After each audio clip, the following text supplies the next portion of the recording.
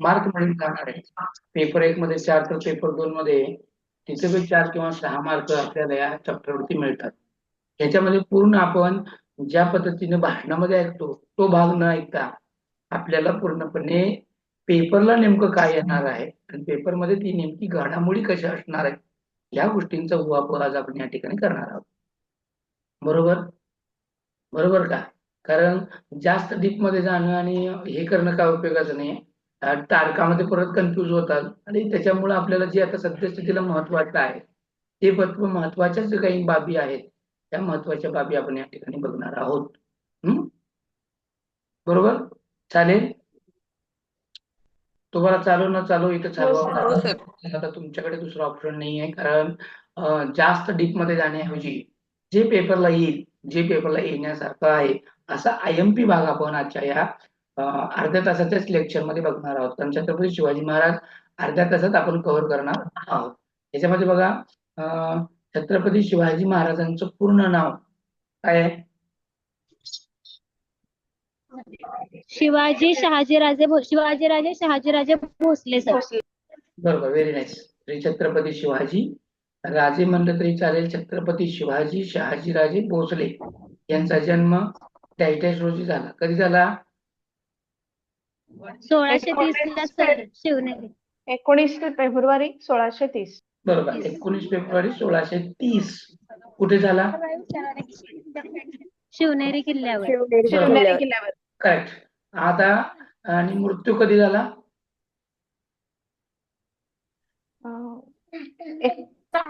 1680 मध्ये. 1680 sir.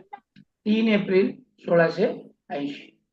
3 April 1680 Chhatrapati Shivaji महाराजांनी शून्यातून विश्व निर्माण केलं आणि हे विश्व निर्माण करत असताना महाराष्ट्राच्या सह्याद्री रांगामध्ये मराठा साम्राज्याचं साम्राज्य उभं केलं आणि हे साम्राज्य उभं करत असताना ते या साम्राज्याचे संस्थापक म्हणून ओळखले जातात. बरोबर? एवढ्या सगळ्या गोष्टी असत असतानाच विजापूरची आदिलशाही असेल आणि यांच्याशी एक वेगळं असं स्वातंत्र्य निर्माण करून म्हणजे आदिलशाही, निजामशाही, कुतुबशाही या सगळ्या शाही असताना अशामध्ये एखाद्या मराठ्यानं आपली साम्राज्य उभं करावं ही साधी गोष्ट नव्हती. ही साधी गोष्ट नव्हती. छत्रपती शिवाजी महाराजांचा राज्याभिषेक कधी झाला सांगू शकाल का? 6 जून 1674. 6 जून 1674. 1674 एकदम बरोबर. तर 6 जून 1674 कारण तुम्ही राजा आहात, राजाचा पुरावा पाहिजे म्हणून ऑलरेडी त्यांनी इतर गोष्टींना कुठल्या मांडलंच नाही. ते मानत नसताना त्यांनी नाईलाजास्तव स्वतःचा राज्याभिषेक करून घेतला. मग हा बघा हे चित्र सुद्धा आहे, शिवाजी महाराजांचं चित्र आहे. साम्राज्याचं एक चित्र होतं, एक मिनिट. हा, हे छत्रपती साम्राज्यांचे म्हणजे छत्रपती शिवाजी महाराजांनी आपलं साम्राज्य या ठिकाणी तुम्हाला दिसतो या डार्क भागामध्ये हे कुठेपासून ते कुठेपर्यंत त्यांचं राज्य व्यापलं होतं बघा. पश्चिम महाराष्ट्र, कोकण, सह्याद्रीच्या डोंगर रागापासून ते नागपूरपर्यंतचा जो भाग येतो हा राज्य व्यापतो. त्याचबरोबर उत्तर महाराष्ट्र पण त्याच्यामध्ये थोडाफार येतो आणि खानदेशापासून ते दक्षिण भारतात तंजावरपर्यंत हे नंतरनं म्हणजे छत्रपती शिवाजी महाराजांच्या नंतरनं हे वरचे भाग मराठ्यांनी आपल्या ताब्यात करून तो मराठा साम्राज्यामध्ये जोडला. छत्रपती शिवाजी महाराजांनी आपली राजधानी कोणती केली होती? राजधानीचं नाव माहिती आहे का? राजधानीचं राजगड. राजगड का रायगड? राजगड की रायगड? नाही, राजगड. छत्रपती राजगड हे परत नाव बदललं ना, त्याचं राजगड झालं. बरोबर, राजगडाचंच रायगड झालं.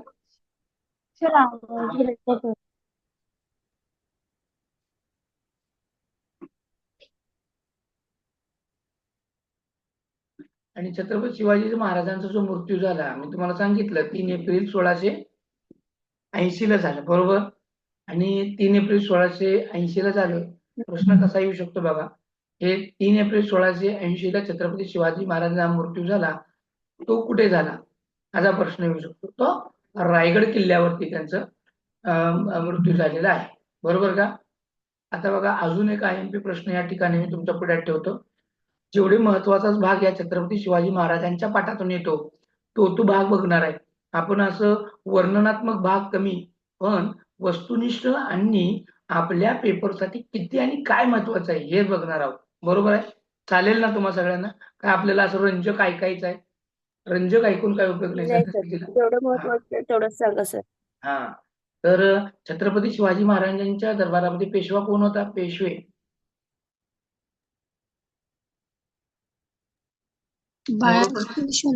मोरोपंत पिंगळे हे त्यांचे पेशवे होते. बरोबर? आणि छत्रपती शिवाजी महाराजांनंतर त्यांचे जे काही उत्तराधिकारी झाले गादीवर जे आले ते छत्रपती संभाजी महाराज आले. बरोबर? आणि छत्रपती शिवाजी महाराजांच्या आईचं नाव तर तुम्हाला सगळ्यांना माहित आहे. काय बाबा? बर. जिजाबाई.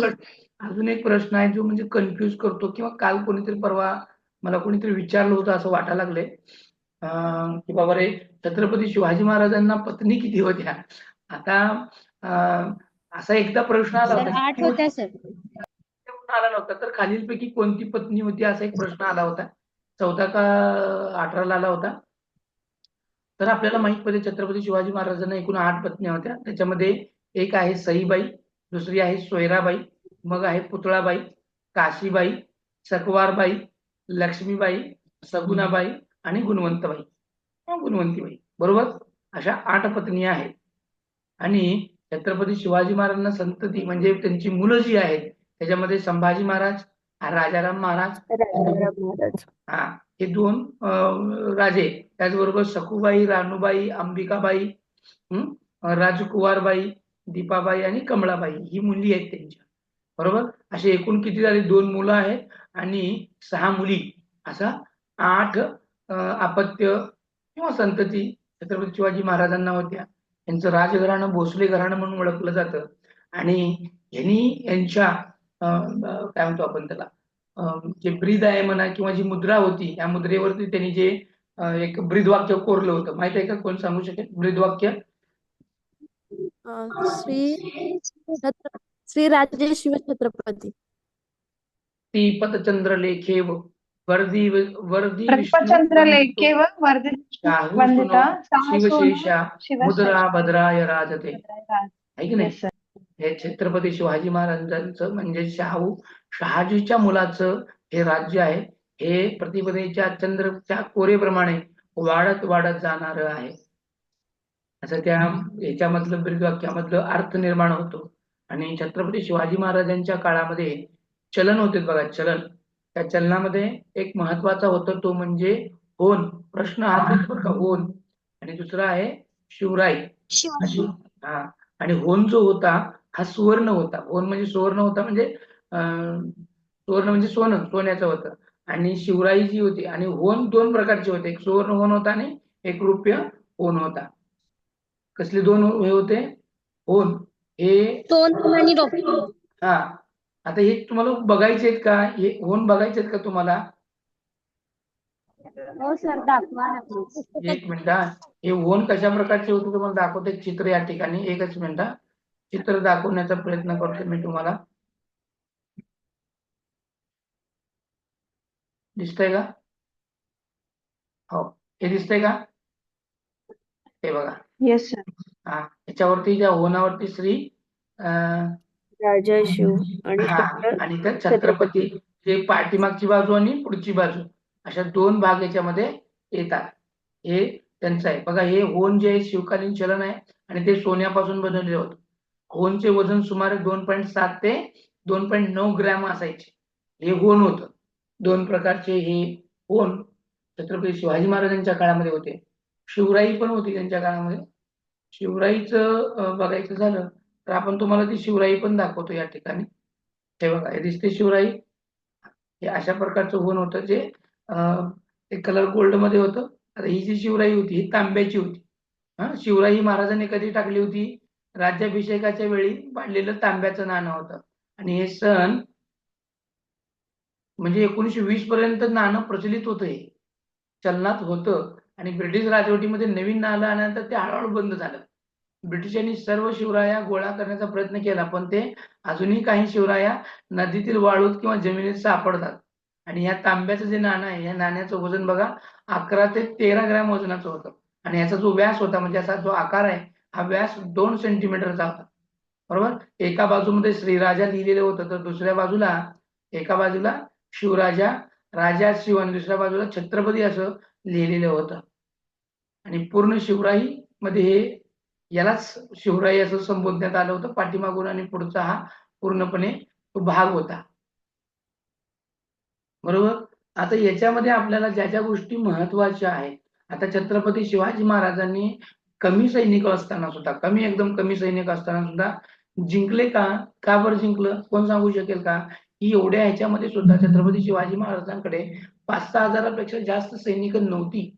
आणि जे शेतकरी जे सैनिक होते ते पण शेती वगैरे करत होते आणि हंगामाच्या वेळेस, युद्धाच्या वेळेस, लढाईच्या वेळेस ते एकत्र यायचे आणि मग तिथून मग ते योजना आखायचे आणि मग ते हे करायचे. सांगू शकाल मला? गनिमी कावा पद्धतीमुळे करेक्ट. सगळ्यात महत्वाचं कारण आहे गनिमी कावा. आणि दुसरं काय कारण आहे, तर छत्रपती शिवाजी महाराजांनी तिथल्या भूगोलाचा वापर केला, म्हणजे प्राकृतिक रचनेचा खूप छान पद्धतीने उपयोग करून घेतला. खूप छान उपयोग म्हणजे काय आहे, सह्याद्रीच्या दऱ्याखोऱ्यामध्ये तिथं नेमकं काय चालतं. आता बघा, छत्रपती शिवाजी महाराजांनी एवढं सगळं करण्याच्या कारणामागे तुम्ही तानाजी नावाचा जर पिक्चर बघितला असेल तर तुमच्या लक्षात येईल. सुरुवातच झालेली आहे बघा, त्या खिंडीमधून सैन्य येत आहेत आणि यांनी वरून काय केलंय, जे मोहोळ आहे, आपण ज्याला म्हणतो आग्या मोहोळ म्हणतो का नाही, त्याचं ते उठवून त्यांनी ते हल्ला करायला सुरुवात केली. म्हणजे पूर्णपणे याला हिंदीमध्ये गुरिला नीती म्हणतात, तर आपण मराठीमध्ये याला गनिमी कावा म्हणतो. या काव्याचा वापर करूनच, या गनिमी काव्याचा वापर करून छत्रपती शिवाजी महाराजांनी आपल्या साम्राज्याची स्थापना आणि विस्तार आणि प्रत्येक शत्रूपासून जे काही आपलं बचाव आहे हे करण्याचा प्रयत्न त्यांनी केलेला आहे. छत्रपती शिवाजी महाराजांनी आपल्या साम्राज्यामध्ये भौगोलिक वातावरणाचा खूप छान पद्धतीनं उपयोग करून घेतला. हा उपयोग करून घेत असताना सुद्धा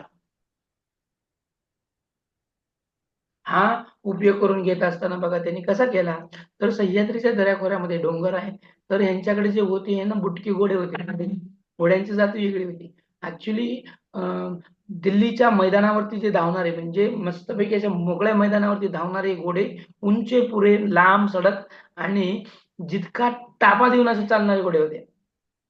हे घोड्यामध्ये आणि या घोड्यामध्ये फरक आहे. आता छत्रपती शिवाजी महाराज एवढा मोठा धिप्पाड असणारा तो अफजल खान यांच्याशी कसं ते जिंकू शकले, याचा जर तुम्हाला त्याच्या पाठीमागे कारण कळलं तर तो कारण आहे, तो म्हणजे हे भौगोलिक कारण आहे. ह्याच्यामध्ये खूप मोठी राजनीती त्यांनी चालवली. ह्याच्यामध्ये त्यांनी डोक्याचा वापर मोठ्या प्रमाणामध्ये केला. ह्याच्या पाठीमागे येणारे जे सैन्य होते, अफजल खानाच्या पाठीमागे असणारे सैन्य 36,000 सैन्य आणि आपले कुठे 5 आणि 6,000 सैन्य, हे 5-6,000 सैन्य हे 36,000 सैन्यांना कसं रोखवू शकतात. आता आपण युट्यूबवरचा किंवा इतर जे काही इतिहास बघतो, त्या इतिहासामध्ये आणि प्रत्येक इतिहासामध्ये थोडा फरक जाणवतो आपल्याला. आणि 36,000 सैन्याला हे 6,000 सैन्य भारी होतं म्हणण्यापेक्षा यांनी भारी पण कसं दाखवलं हे खूप महत्वाचं आहे.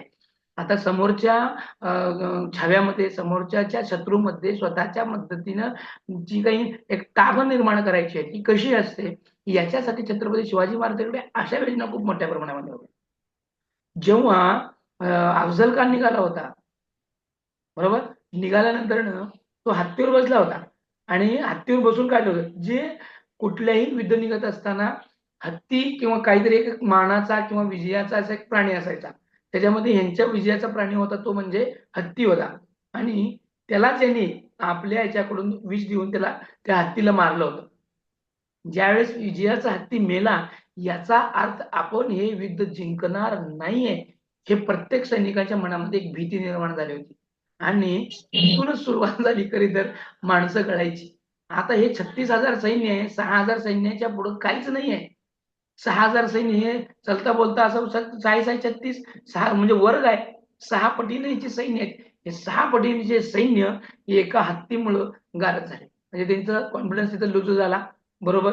जसं की मी तुम्हाला नेहमी सांगतो, परीक्षेला जाताना पहिले हा विचार करा पॉझिटिव्ह, मला येत नाही, मला आठवत नाही, हा जर विचार केला की अर्धे नापास तुम्ही त्या विचारामुळे होता, लक्षात घ्या. त्याच्यामुळे असे विचार कधी मनामध्ये आणायचे नाही. खूप शिकण्यासारखा इतिहासामधून खूप शिकण्यासारखा आहे.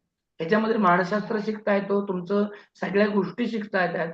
ह्यामध्ये सगळ्यात महत्त्वाचा हा भाग आहे, की छत्रपती शिवाजी महाराजांनी त्या शत्रूंच्या मनामध्ये सुद्धा भीती निर्माण केली. आपल्या वेगवेगळ्या टेक्निकनं. आता तिथं असणारा आणि तिथून जेव्हा हे निघालं आणि जेव्हा हे आपल्या सह्याद्रीच्या रांगाकडे येत होते आणि येत असताना बघा आता हे 36,000 बिल आहे, पण आता हे 36,000 सैनिक कमी कसे करायचे? तर प्रत्येक वेळी छत्रपती शिवाजी महाराजांनी यांच्याशी पत्रव्यवहार केलाय आणि पत्रव्यवहार करत असताना मी तुम्हाला शरण येणार आहे, अशी एक भीती वजस दाखवली. का? तर त्यानं खुश व्हायला पाहिजे आणि खुश झाल्यामुळे दुसरी कुठलीही रणनीती त्यांना वापरता येऊ नये, हा त्याच्या पाठीमागचा एक मोठं कारण होतं. असं काय बिलो म्हणजे तू लय मोठा झाला अशातलं नाही, की समोरच्याच्या माइंडवरती सुद्धा राज्य करता आलं पाहिजे. लक्षात घ्या, युद्ध करायला तो येणार आहे, मारणारा आहे तो, परंतु त्यानं नेमकं काय करायला पाहिजे आणि कसं करायला पाहिजे याची माइंडची नीती इथं बसून हे महाराज करत होते. बघा किती मोठं एक प्री प्लॅनिंग आहे. पत्रव्यवहाराच्या द्वारे त्याचं नेमकं प्लॅनिंग काय चाललंय किंवा त्यानं नेमकं काय करायला पाहिजे, जे आपल्याला योग्य आहे, अशा गोष्टी त्यांनी पत्रव्यवहारातून चालल्या.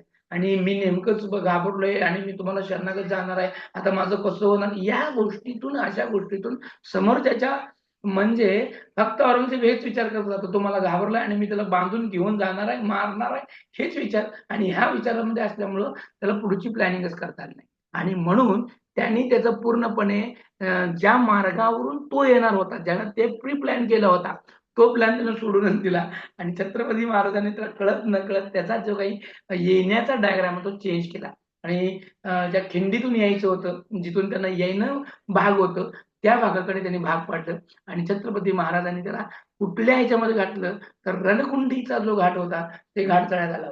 आता या रणकुंडीचा घाटचा अर्थच तो आहे, की रणकुंडीलाच येतो माणूस घाट चढताना, उतरताना. आणि अशा घाटातून हे 36,000 सैन्य जात असताना या रणकुंडीच्या घाटामध्ये वैशिष्ट्य काय आहे, तर झाडं भरपूर आहेत आणि या झाडामधून जाताना काही फांद्या खाली आहेत आणि उंच झाडं आणि ह्याच्यामध्ये प्रॉब्लेम काय झाला, ही जी काही त्याची घोडदळ होती आणि जे काही सैनिक आणलेले होते, ह्या सैनिकांचे जे घोडे उंची पुरे आणि ह्या घोड्यांना एवढं मोठं डोंगर वर चढायचं कुठं माहित आहे आणि त्याच्यामुळं अर्धे घोडे, अर्धे हे इथंच गळाटले, अर्धे सैनिक इथंच गळून पडले. म्हणजे जवळ-जवळ 5,000 ते 6,000 सैनिक या रणकुंडीचा घाट चढून बाहेर येताना घायाळ होऊन तिथेच पडले. हा त्या पाठीमागचा विचार. झाले 30,000 कमी झाले. राहिलेल्याच्या भागामधून परत येताना त्यांनी जे केलेलं प्लॅनिंग होतं, म्हणजे ज्यावेळेस यांच्याशी प्रत्यक्ष युद्ध करायची वेळ आली होती, तर ह्यांच्या वेळेस फक्त 10,000 ते 12,000 सैनिक आले. म्हणजे बाकीचे सैनिक 6,000 सैनिकांनी खूपच नव्हतं. तर या सगळ्याचा प्री प्लॅनिंग असतो तो खूप महत्त्वाचा असतो आणि छत्रपती शिवाजी महाराजांचे जे काही मावळे होते, हे प्राणपणाने लढत होते. महाराजांवरती निष्ठा होती आणि जे करायचं करा नाहीतर मरा, अशा सिच्युएशनमध्ये असणारे ह्यांचे मावळे समोरच्याचं काय होते त्याला काय म्हणतो आपण एक पैसा मिळाला किंवा एक काय गोष्टी मिळाल्या किंवा आपल्याला जर इजा होत असतील, तर आपण त्याच्यापासून माघार घेतो ना. तसं यांचं नव्हतं. हे जीवाभावासाठी पेटलेले. मारायचे म्हणजे मारायचे. मरो या करो.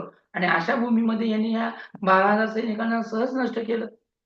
तर नष्ट करत असताना पण छत्रपती शिवाजी महाराजांच्या मावळ्यांचे जे घोडे होते, हे बुटके असल्या कारणामुळं आणि तिथला वावर जो आहे, तो त्यांना माहीत असल्या कारणामुळं हे सहज ते विजयी पोहोचले. बाकीचा पराक्रम किंवा बाकीचे पोवाड्याच्या माध्यमातून किंवा इतर गोष्टीतून तो आपण ऐकत आलेला आहे. That is not important. Important काय आहे, की ह्याच्या पाठीमागची रणनीती काय आहे, हे खूप महत्वाचं आहे. इतिहास रंगवून, फुगवून सगळ्या पद्धतीने सांगता येतो. पण तिची दुसरी एक बाजू असते, ती म्हणजे सत्याची आणि त्याचबरोबर त्याच्या पाठीमागे असतो एक प्लॅनिंग, त्याच्या पाठीमागे असतं एक नेतृत्व, त्याच्या पाठीमागे असतं एक नियोजन, त्याच्या पाठीमागे असतं एक टीम वर्क. या सगळ्याच गोष्टी महाराजांनी खूप छान पद्धतीनं अवलंबलेल्या होत्या आणि त्याच कारणामुळं सहजच छत्रपती शिवाजी महाराजांनी या गोष्टीवरती विजय मिळवला आणि त्या गोष्टी त्यांनी सहजच पार केल्या. एवढं सगळं करत असताना, एवढ्या सगळ्या गोष्टी करत असताना, यांचे जे काही छत्रपती शिवाजी महाराजांनी फक्त यांच्याशी लढाई केली अशातला भाग नाही. यांच्या पाठीमागे जे असणारे हे जे काही मुघल साम्राज्य होतं, गोवळकोंड्याचं कुतुबशाही असेल किंवा विजापूरची आदिलशाही असेल, या सगळ्यांशी त्यांनी एक निष्ठेनं आणि एकदम शत्रुत्वाच्या भावनेनं लढून हे स्वराज्याचं निर्माण आणि उभं केलेलं आहे. एवढं काही साधं नाही. या सगळ्या गोष्टी छत्रपती शिवाजी महाराजांच्या काळामध्ये होऊन गेल्या आणि छत्रपती शिवाजी महाराजांचा इतिहास आपण बघत असताना हे जे तुम्हाला चित्र दिसतंय, हे चित्र लंडनल्या ब्रिटिश संग्रहालयामधलं आहे. जे 1680 ते 1687 दरम्यान काढलेलं हे चित्र आहे. या चित्रावरून आपल्याला बहुत असं काही सांगता येतं आणि या सगळ्या कारणामध्ये आपण बघत असताना हे शिवनेरी जी आहे, शिवनेरी हे कुठे येतं तुम्हाला माहित आहे का? शिवनेरी छत्रपती शिवाजी महाराजांचा जन्म शिवनेरी किल्ल्यावरती झाला, बरोबर आहे का? हा पुणे जुन्नर हा पुणे जिल्ह्यामध्ये पुणे जुन्नर जुन्नर, बरोबर. जुन्नर मध्ये यांचं हे शिवनेरी किल्ला आहे. प्रश्न असाच येतो की सद्यस्थितीमध्ये कुठं आहे? आता हा पुणे जर भाग बघायला गेला तर पुणे, सुपे, चाकण हा भाग शहाजी महाराजांना ह्याच्यासाठी दिला होता. पुणे, सुपे, चाकण हा जो भाग आहे, कुठे गेला बाबा इथं? हा, या पुणे, सुपे, चाकण हा आदिलशाहीने त्यांना जहागिरीमध्ये दिलेला भाग होता आणि या जहागिरीमध्ये इथं जहागिरी सांभाळण्यासाठी त्यांना दिलेली होती. आणि मग मग यांची आई या सगळा कारभार किंवा या स्वराज्य स्थापनेच्या पाठीमागचा जो काही इतिहास आहे उभं करण्याची, ही जी काही ती आईकडे जाते. रामायण, महाभारत किंवा एखाद्या राजानं आपल्या प्रजेवरती कसं रक्षण करायला पाहिजे, कसं संरक्षण करायला पाहिजे आणि पिळवणूक कशी आपली होतीये, शेतकऱ्यांचं हित कशात जपलं पाहिजे, अशा चांगल्या चांगल्या गोष्टी भरवून त्या छत्रपती शिवाजी महाराजांनी त्यांनी पालन पोषण केलं. आणि हे सगळं करत असतानाच तेव्हा पुढे छत्रपती शिवाजी महाराज तयार झाले आणि याच्या सगळ्या पाठीमागं त्यांच्या आईचं खूप मोठं हात जातं. मग मला प्रश्न असा पडतो की छत्रपती शिवाजी महाराज आता का जन्मत नाही, त्या काळात का जन्मले, आता काय जन्म घेऊ शकत नाही? तर त्याला एक उत्तर साहजिकच आहे की छत्रपती शिवाजी महाराज जन्माच्या आधी जिजाऊ जन्मावं लागते आणि आजची जिजाऊ ही इंस्टाग्राम, फेसबुक, टिकटॉक, व्हॉट्सअप आणि त्याच्यावरचा स्टेटस हे ठेवण्यातच गुंग आहे. त्याला मुलाबाळावरती संस्कार करायला वेळच कुठे आहे? Yes or no? मग परिस्थिती पण अशी निर्माण झाली की छत्रपती जन्मावा, पण आपल्या घरात नाही, लोकांच्या घरात. का बरं? भांडणं बिडणं आले तर कोणी बघावी, ही आपली आजची धारणा आहे. त्यामुळं छत्रपती शिवाजी महाराजांना तयार करण्यापाठीमागं त्यांच्या आईचा खूप मोठा हात आहे. येतंय का तुमच्या लक्षात मी काय सांगतोय ते बरोबर आहे का चुकीचं आहे? बरोबर आहे सर. हा. आणि ही जिजाबाई ज्या होत्या ह्या सिंदखेडच्या लघुजी जाधवांच्या कन्या होत्या, बरोबर आहे का? आणि हे जाधव म्हणजे कोण? तर देवगिरीचे जे यादव घराण्यामधले वंशज होते. आणि ह्या काळामध्ये एकदम धगधगतं वातावरण, एकदम धगधगतं वातावरण. जर छत्रपती शिवाजी महाराजांचं जे कुळ होतं ते भोसले घराणं होतं का नाही, आणि त्यांचे आजोबा जे होते ते आजोबांचं नाव कोणाला माहित आहे का? छत्रपती शिवाजींचं महाराजांचं नाव शिवाजी, वडिलांचं नाव शहाजी आणि आजोबाचं नाव मालोजीराजे मालोजीराजे मालोजीराजे. आणि ते मालोजीराजे जे होते ते अहमदनगरचे जे काही सुलतान होते त्या सुलतानांचे पण एक सेनापती होते आणि त्यावेळेस त्यांना सेनापती असतानाच राजा ही उपाधी दिली होती त्यांना, एक पराक्रमी सेनानी होते म्हणून. आणि ही परंपरा त्यांच्या घरामध्ये होतीच की दुसऱ्याच्या ह्याच्यामध्ये सेनापती म्हणून किंवा हे. मग आईने हेच ठासवलं ना की बाबा रे, आपण आतापर्यंत लोकांचीच गुलामगिरी करतोय ना, आपण मग आता आपणच स्वतःच एक अस्तित्व निर्माण केलं तर हे खूप त्यांच्याकडे हे आलं. आणि मगच हे त्यांना जे दिलेलं जे होतं का नाही, पुणे म्हणा, सुपे म्हणा किंवा चाकण, इथली ती त्यांना जी मिळालेली जहागिरी होती त्या जहागिरीचाच परत त्यांनी कन्वर्ट आपल्या इथूनच सुरुवात केली आपल्या ह्या सगळ्या पारंपरिक ह्याला. एक मिनिट.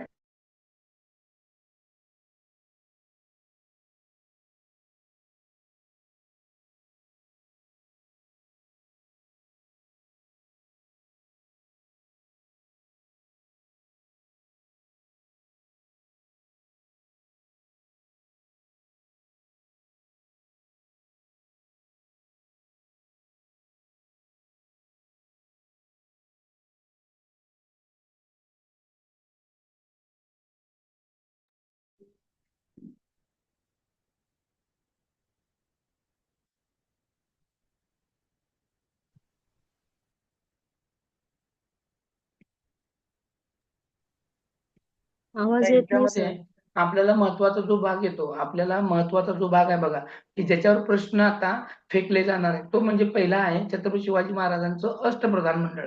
छत्रपती शिवाजी महाराजांचं अष्टप्रधान मंडळ. आता ह्या मंडळ तुमच्या समोर आहे. मंडळ म्हणजे अष्ट म्हणजे 8 आहेत, की त्यांच्या याच्यामध्ये 8 मंत्री होते आणि या 8 मंत्र्यांच्या द्वारे त्यांचा कारभार चालत होता. त्यातला पहिला मंत्री होता तो म्हणजे प्रधान, ज्याला त्यांनी पेशवा म्हणत होते. मी मगाच सांगितलं बघा पेशवा कोण होता. हा पंतप्रधान होता, त्याला आपण हिंदीमध्ये वजीर आलम म्हणतो, वजीर आहे की नाही, जो राजाच्या नंतरचा प्रभावी काम पाहणारा. आता हा पेशवा, त्याला पंतप्रधान म्हणतो आपण. आणि त्यावेळेस ते होते ते म्हणजे मोरोपंत त्र्यंबक पिंगळे.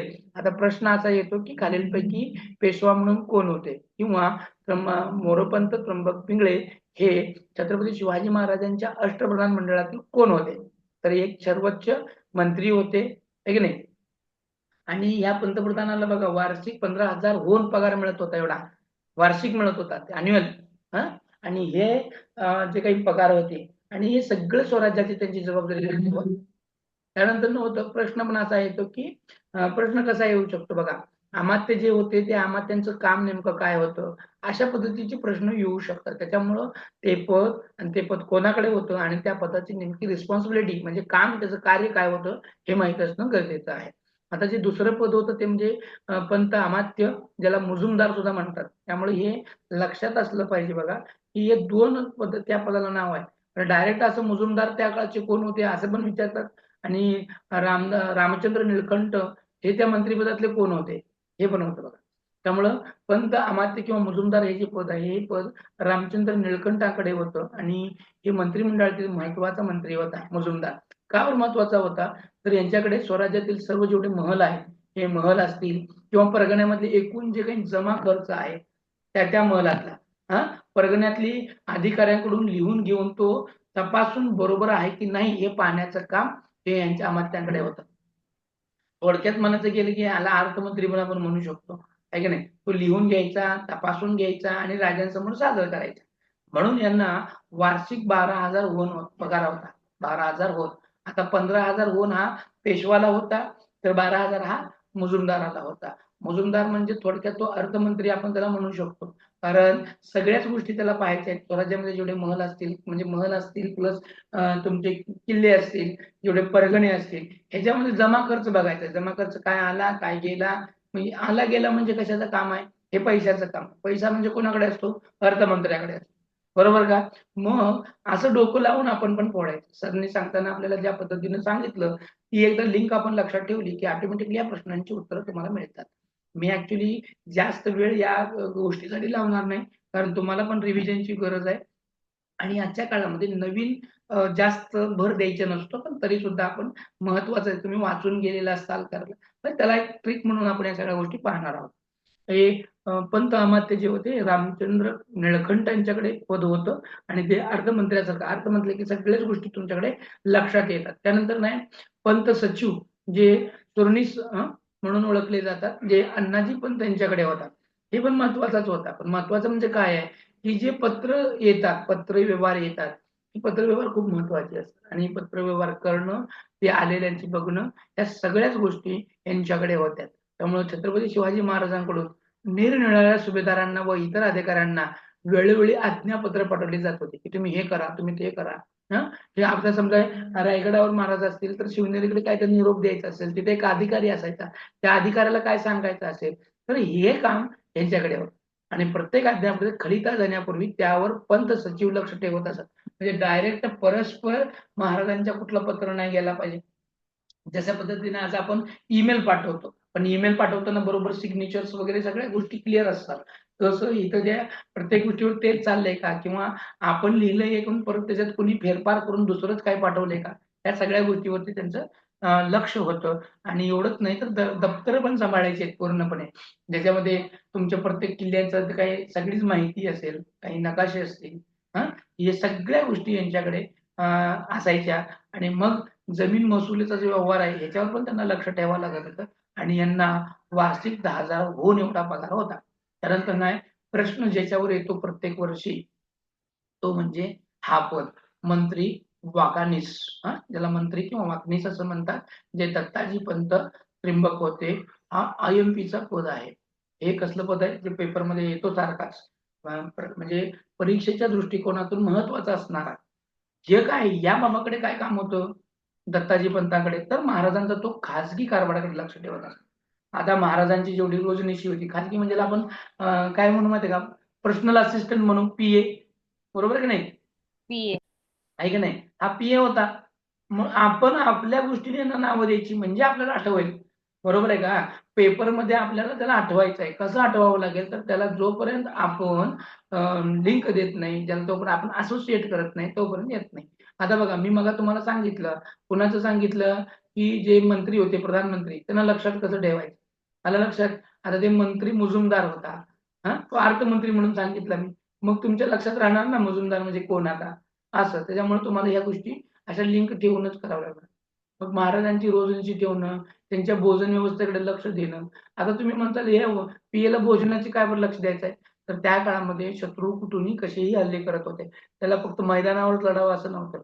तर भोजनाद्वारे म्हणजे भोजनाच्या ह्याच्यामध्ये जाऊन ते त्या ह्याच्यामध्ये विष सुद्धा घालवू शकत होते. म्हणून काही टेस्टर होते. टेस्टरचा मतलब आपण लाईट चेक करणारा टेस्टर नाही. तर ह्यांच्याकडे टेस्टर काय होते, महाराजांना जेवण द्यायच्या अगोदर 1 घंटाभर अगोदर तो जेवण हे खाऊन बघायचे. हा टेस्टर जो असायचा, हे म्हणजे इनीच येणंच नाही ना, लक्ष ठेवायचं. टेस्टर वेगळे असायचे का, तर ते खाल्लं आणि मेला-बिला तर मग मंत्री गेला तर कसं? त्याच्यामुळे टेस्टर हा वेगळा असायचा. ते खाऊन बघायचे आणि त्याच्यानंतर तासभराने मग महाराजांच्याकडे ह्याच्यामध्ये जेवण जायचं बघा. कारण विष लगेच काम करत नसतं. 2 मिनिटात खाल्लं आणि मग नाही, नाही चांगलं आहे आणि लगेच ते दिलं असं नाही. म्हणून त्या गोष्टीमध्ये सुद्धा किती बारकाईने लक्ष दिलं जायचं बघा. तर आता आपल्याकडे ते CCTV कॅमेरे आहेत. आता आपल्याकडे सगळ्या गोष्टी अवेलेबल आहेत. पण त्या काळामध्ये हे नव्हत्या ना. म्हणून या सगळ्या बारक्या-बारक्या गोष्टीवर लक्ष द्यावं लागतं. महाराजांची रोजनिशी लिहिणं, त्यांच्या भोजन व्यवस्थेकडे लक्ष देणं, त्यांचे वैयक्तिक जे काही अंगरक्षक आहेत त्यांच्याकडे ते बघणं, कोण कधी फुटून महाराजांवरच हल्ला करू नये याची पण काळजी घ्यावी लागत होती. त्यांची खाजगी असू दे किंवा कौटुंबिक आमंत्रण असू दे, त्याच्यावर त्यांना कार्य करावं लागत होतं. म्हणून यांना मिळणारा वार्षिक पगार सुद्धा 10,000 होऊन इतका होता. आलं का लक्षात? मंत्री वाकनीस दत्तोजी पंत, दत्तापंत, दत्तोजी पंत त्र्यंबक हे नाव महत्वाचं आहे बघा सद्यस्थितीला. जे पेपरला येऊ शकेल. म्हणजे कोण-कोण येऊ शकतात बघा. अजून हे एक सांगितलंय तुम्हाला आणि त्याच्या पाठोपाठ हा सेनापती सरनोबत जो आहे हंबीरराव मोहिते हे सुद्धा याच्यामध्ये IMP येणारं नाव आहे. छत्रपती शिवाजी महाराजांच्या सैन्यांचं घोडदळ आणि पायदळ हे 2 विभाग आहेत. त्या विभागाचे हे बाबा काय होते प्रमुख होते आणि ह्याचा प्रमुख म्हणजे घोडदळाचा आणि पायदळाचा जो प्रमुख असतो त्याला सेनापतीच म्हणतात. ते पद हे हंबीरराव मोहित्यांकडे होतं आणि या पदाला दुसरं नाव सरनोबत असं होतं. घोडदळ वळवून फक्त पायदळासाठी एक स्वतंत्र सेनाप्रमुख होता, पण त्याचा महाराजांच्या मंत्रिमंडळात समावेश नव्हता. स्वराज्याच्या सर्व सैन्यावर सेनापतीची हुकूमत चालत असे आणि त्याला 10,000 सैनिक यांच्याकडे काय असतं काम बघा. सैनिकामध्ये सैनिकांची भरती करणं यांच्याकडे असणार. कुठले किती कधी सैनिक गोळा करायचे, ठेवायचे, कुठल्याही युद्धावर जात असताना कुठला सैनिक कुठल्या पोझिशनला ठेवायचा आहे आणि कुठलं सेनापती कुठं आणायचं. जसं की 2020 खेळत असताना महेंद्रसिंग धोनीची चाल वेगळीच असते आणि महेंद्रसिंग कप्तान असताना तो कसोटी खेळताना त्याची प्लॅनिंग वेगळीच असते. तो खेळाडू वेगळे घेतो का, तर कोणता खेळाडू कसा खेळतोय त्याला माहित आहे. सेम टू सेम या सेनापतीचं पण तसंच असतं.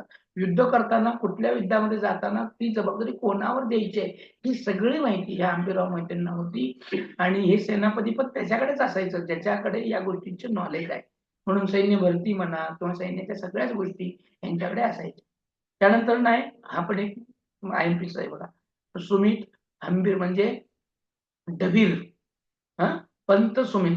आता सुमंत जे होते डबीर नावाचं पद आहे आणि रामचंद्र टिंबक. आता प्रश्न कसा असतो, मी दोन्ही तिन्ही नावं का वाचतोय, तर तुम्हाला कन्फ्यूज करणं हा पेपरचा उद्देश असतो. पेपर काढणाऱ्याचा उद्देश काय आहे, की तुम्हाला सहज मार्क मिळवून द्यायची नाहीयेत आणि आपला उद्देश काय आहे, तुम्ही कितीही किचकट, कितीही अवघड विचारा, आम्ही त्यातनं उत्तर काढणार म्हणजे काढणार.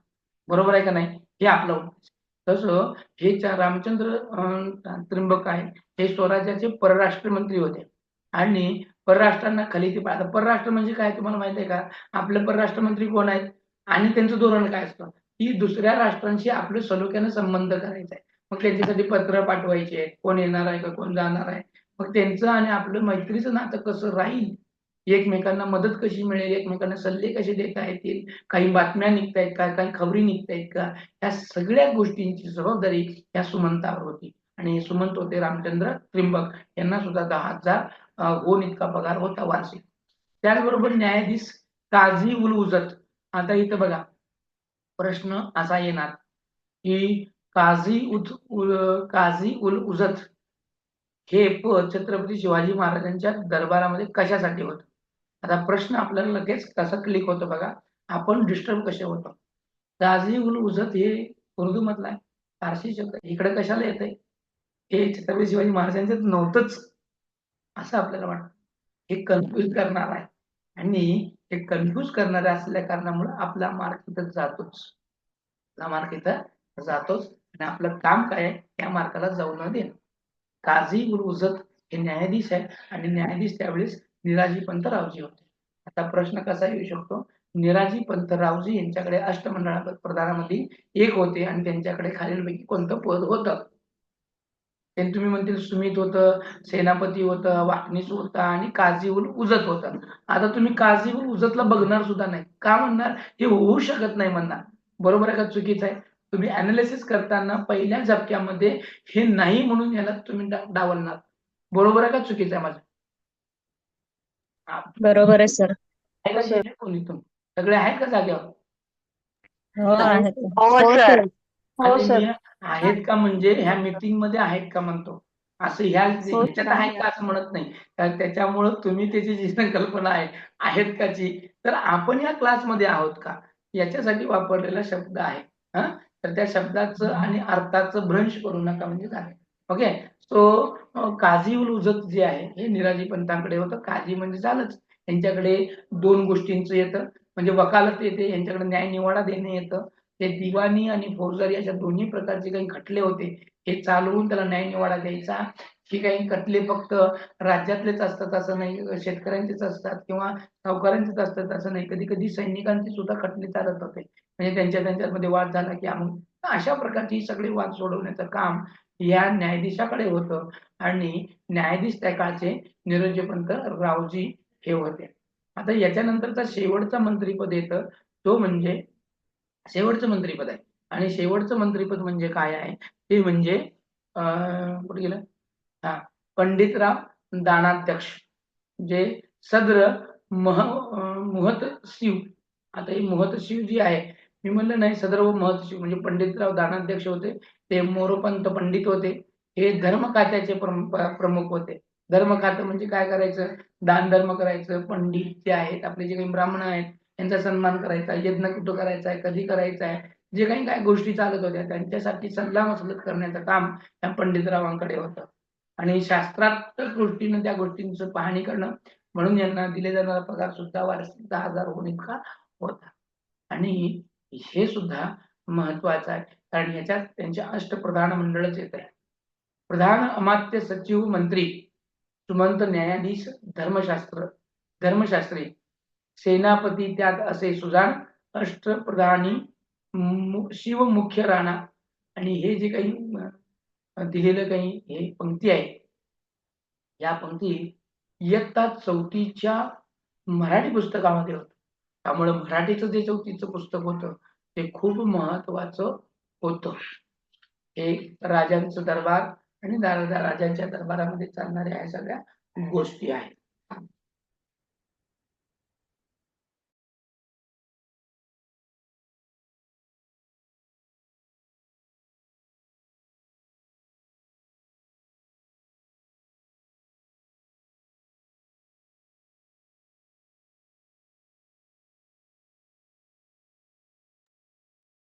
सर आवाज येत नाही. आवाज येत नाही. माईक म्यूट आहे सरांचा. माईक म्यूट आहे सरांचं.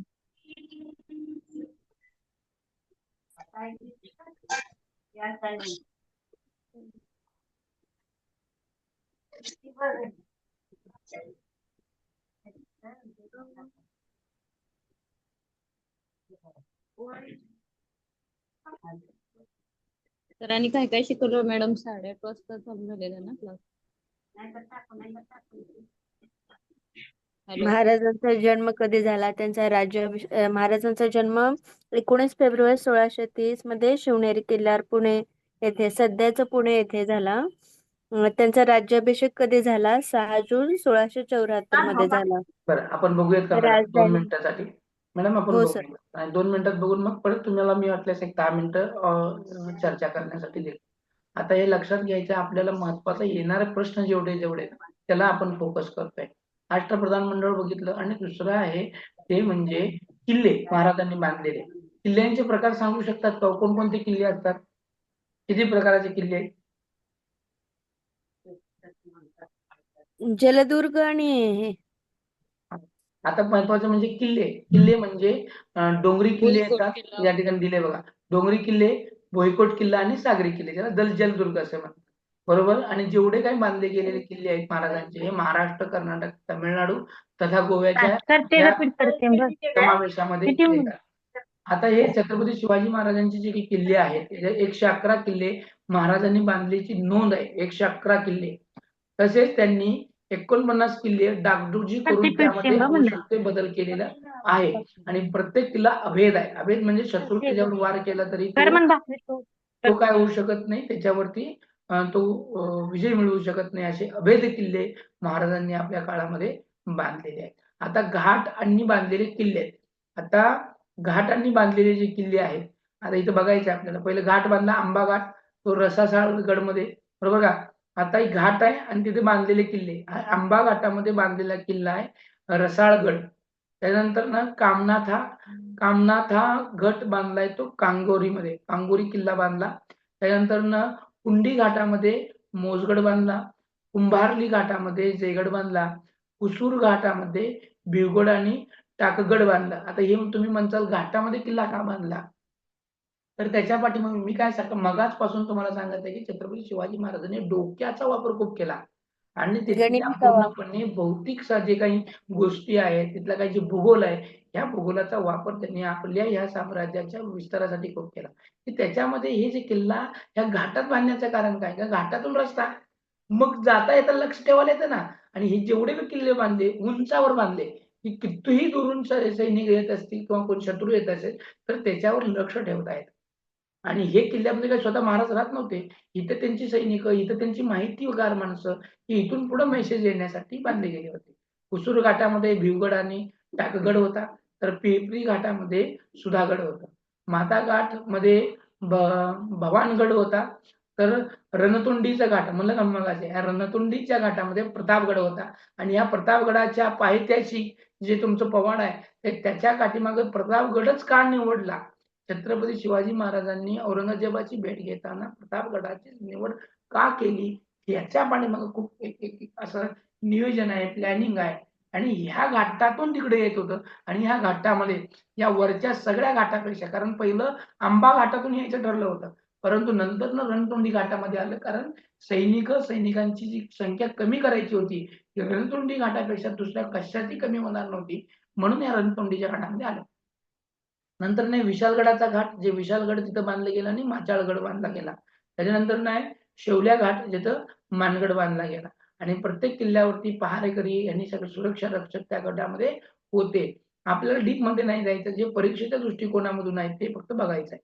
आणि हे मावळ प्रांत आहे. मावळ प्रांत म्हणजे सध्याचं सासवड, जुन्नर आणि खेड हे तालुके येतात. आणि येथे एकूण 19 किल्ले होते. 19 किल्ले या मावळ प्रांतामध्ये होते. मावळ प्रांत म्हणजे आता सध्याचा मावळ, सासवड, जुन्नर आणि खेड हे तालुके त्यांच्या मावळ प्रांतामध्ये येतात. त्याच्यामध्ये बघा, कुवारी किल्ला, केळणा किल्ला, केळणा आणि खेळणा असं 2 येते. याला प्रिंटिंग मिस्टेक होऊ शकते. तिकोनी किल्ला, तुंग किल्ला, तोरणा किल्ला, दातेगड, दौलतमंगळ किल्ला, नारायणगड, पुरंदर किल्ला, त्यानंतर मोरगिरी किल्ला, राजगड, राजमाची किल्ला, राजमाची, रुद्रमाळ, रोहिडा किल्ला, लोहगड, विसापूर, शिवनेरी आणि सिंहगड. आता प्रश्न कसा येऊ शकतो बघा, हे बाकीचे किल्ले महत्वाचे नाहीत, जे किल्ले तुमच्या ऐकण्यामध्ये, जसं की राजगड असेल, रोहिडा किल्ला असेल, त्याच्यानंतर शिवनेरी असेल, सिंहगड असेल, हे कोणत्या प्रांतामध्ये येतात किंवा हा किल्ला सध्याला कुठे आहे हे सांगता येतं आपल्याला एका ठिकाणी. मावळ, सासवड, जुन्नर आणि खेड या तालुक्यामध्ये, आणि आता काही नावं अजून तशीच आहेत. त्यानंतर सातारा वाई प्रांतामध्ये येणारे 11 किल्ले आहेत. त्याच्यामध्ये कमलगड असेल, चंदनगड असेल, तातवडा असेल, नांदगिरी किल्ला असेल, परळी किल्ला असेल, तिचं सज्जनगड होतं याचं नाव, नंतर परळीवरून सज्जनगड केला गेला. नंतर पांडवगड किल्ला होता, महिमानगड किल्ला होता, वंदनगड किल्ला, वर्धन किल्ला, वैराटगड किल्ला, सातारा किल्ला, वासोटी किल्ला आणि वारुळगड. म्हणजे वाई आणि सातारा प्रांतातील जो किल्ला महत्वाचा आहे तो म्हणजे सज्जनगड किल्ला. म्हणजे प्रश्न येण्यासारखा जो आहे या सज्जनगडावर येऊ शकतो.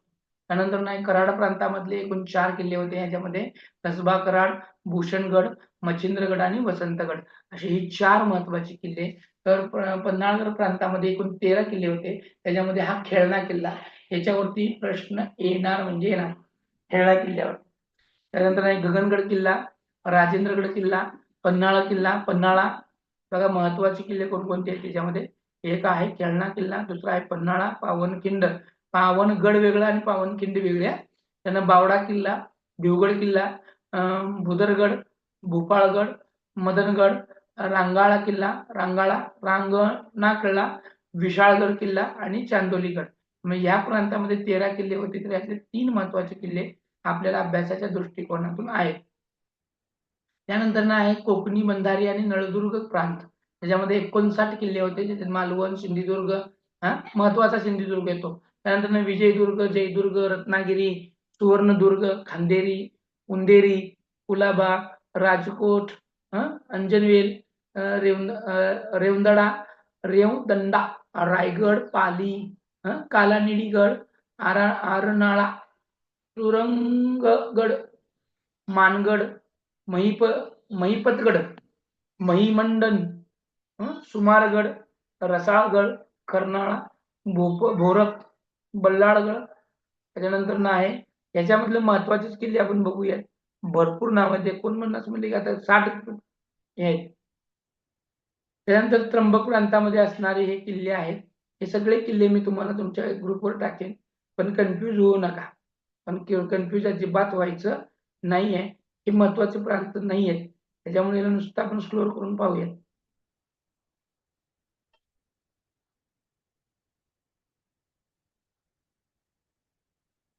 हे वेलूर प्रांत आहे, हे चंदी प्रांत. असे प्रांत होते महाराजांच्या किल्ल्यामध्ये, आणि याच्यातले महत्वाचे किल्ले आपण पाहिलेले आहेत.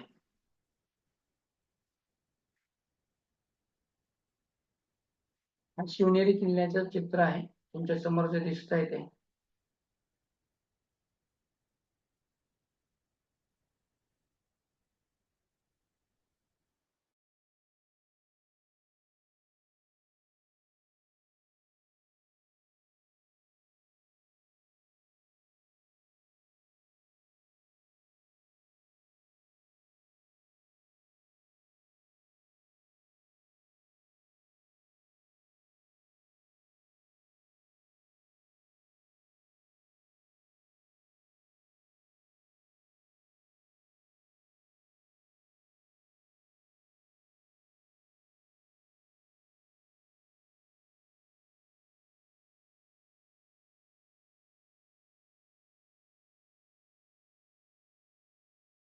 आता काही प्रश्न असे वेगळ्या पद्धतीने असतात.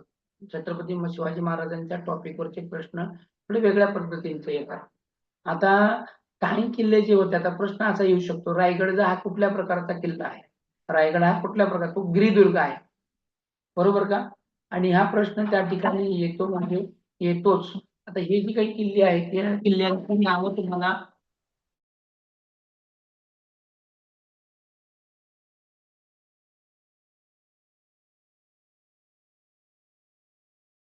आता या किल्ल्यांची नावं तुम्हाला माहित असली पाहिजे. त्यामुळं किल्ला आणि किल्ल्याच्या प्रकारामध्ये येतो. म्हणजे त्या रायगडालाच रायरी किल्ला सुद्धा म्हटलं होतं बरं का, रायरी, आणि त्याचंच नाव रायगड. रायगड हा महाराष्ट्रामधला गिरिदुर्ग प्रकारचा किल्ला आहे. त्यानंतर मुरुंबदेवगड माहिती आहे का तुम्हाला? मुरुंबदेव किल्ला, त्या किल्ल्याचंच नाव परत डायजेस्ट मध्ये केलं गेलंय. IMP प्रश्न आहे. IMP प्रश्न आहे हा प्रश्न, IMP आहे. राजगड. बरोबर. मुरुमदेव जो आहे याचं नामांतर केलं गेलं, तो झाला राजगड. राजगड झाला आणि तो पण गिरिदुर्ग आहे. गिरिदुर्ग. गिरी म्हणजे काय? गिरीचा गिरिदुर्ग. थोडा बघू याचं संधी. दुर्ग म्हणजे काय आणि गिरी म्हणजे काय? गिरी म्हणजे गिरी म्हणजे पर्वत ना. पर्वत ना सर. हा. दुर्ग म्हणजे किल्ला, म्हणजे पर्वतामध्ये असणारा. हे रायगड तशाच पद्धतीचा, त्याला दुसरं नाव आहे रायरी. मुरुमगडाचं दुसरं नाव आहे राजगड. आणि त्यानंतर एक गड होता तो म्हणजे राजहंसगड.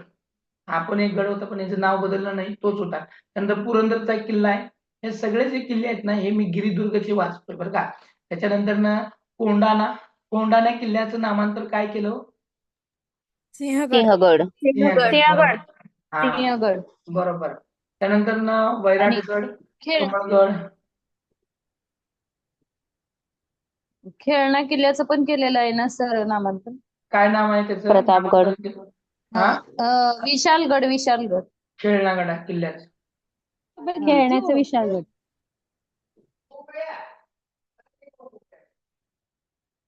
असे छत्रपती शिवाजी महाराजांच्या ह्याच्यामधले महत्वाचे.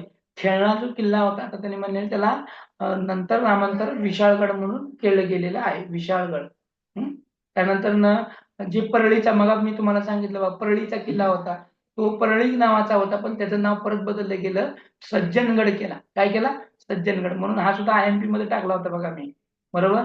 त्याच्यानंतर नांदगिरीचा एक किल्ला आहे, त्याचं पण नाव बदललं गेलं. नाव बदललं परत, त्याचं नाव झालं कल्याणगड. नांदगिरीचं नाव काय झालं? कल्याणगड. त्यानंतर आहे अजून एक मोरागिरी. मोरागिरी एक किल्ला होता आणि हा किल्ला त्याचं नामांतर केलं गुणवंतगड म्हणून केलं. काय नाव केलं त्याचं?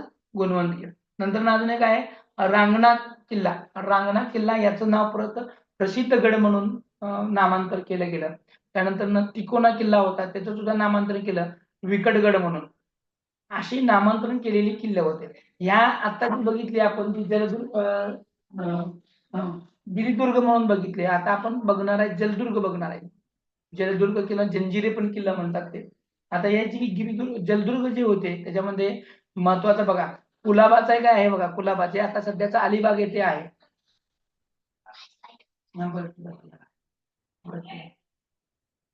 त्यानंतर आहे रत्नागिरीचे सुवर्णदुर्ग आहे, विजयदुर्ग आहे, सिंधुदुर्ग आहे. हे सगळे जलदुर्ग आहेत. 8 जलदुर्ग होते. 8 जलदुर्ग होते. त्याच्यामध्ये खांदेरी, उंदेरी, कुलाबा, रत्नागिरी, अंजनवेल, सुवर्णदुर्ग, विजयदुर्ग आणि सिंधुदुर्ग ही जलदुर्ग आहेत. बरोबर. त्याच्यामध्ये प्रश्न येतो बरं का, की हा कुठल्या प्रकाराचा किल्ला आहे म्हणून. तर जे दुर्ग असतात ते पाण्यातले का? जलदुर्ग असतात ते. गिरिदुर्ग असतात ते जलदुर्ग. पर्वतामधले. ओके. भुईकोट म्हणजे जमिनीवरचे.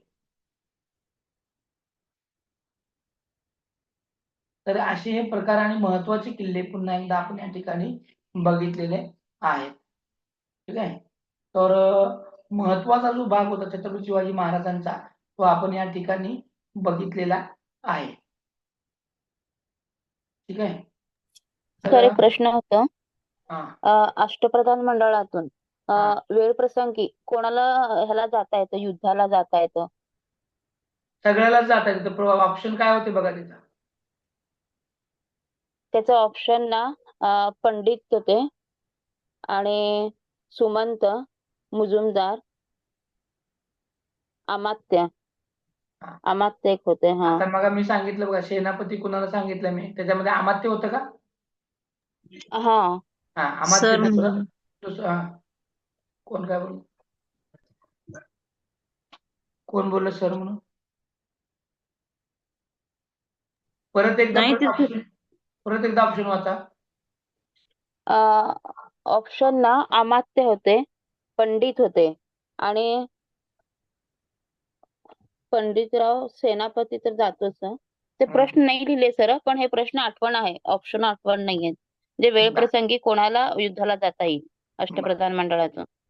अष्टप्रधान मंडळातून कोणाला वेळ प्रसंगी जाता येईल. ठीक आहे. त्याच्यामध्ये तुम्ही सोडवलं तर त्यात काय मिळालं होतं उत्तर?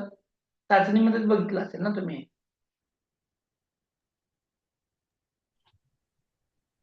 सेनापतीचं येईल की सर?